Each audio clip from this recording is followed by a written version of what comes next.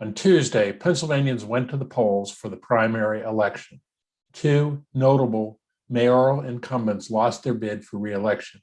The likely new mayor of Pittsburgh will be State Representative Ed Gainey, who captured the Democratic primary. And in Harrisburg, City Council President Wanda Williams bested Mayor Eric Papenfuse in the Democratic primary. Statewide, voters by constitutional amendment stripped the governor of his unlimited powers to declare states of emergency. The immediate impact of that action is mild, since nearly all COVID restrictions will be lifted for our industry on Memorial Day. I'll leave you with a few more thoughts on the constitutional amendment a bit later. The Small Business Administration announced that the Restaurant Revitalization Fund portal will close at 8 p.m. Eastern Time on Monday, May 24th. The National Restaurant Association launched a petition calling on federal lawmakers to add funding to the Restaurant Relief Fund. You can sign on to the petition by clicking the link in the update.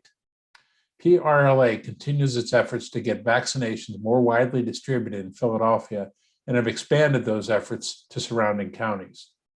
As previously reported, Governor Wolf has set a milestone of 70% of Pennsylvanians fully vaccinated to lift the mask mandate for all.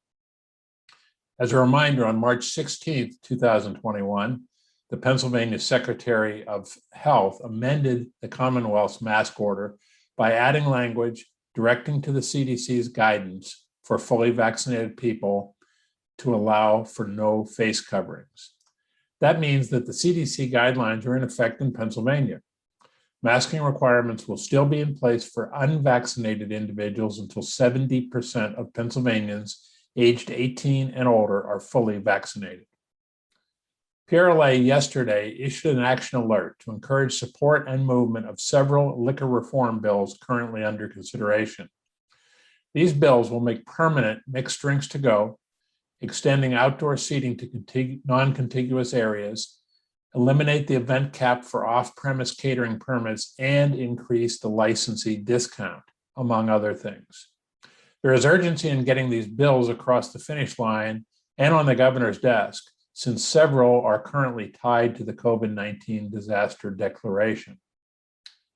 The successful PRLA-sponsored CHIRP program still has money available for hotels and restaurants in selected counties.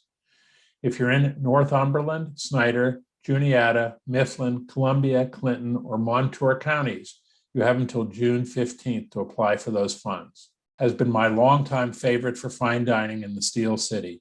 I will greatly miss the restaurant and its gracious host, Mr. Joyce.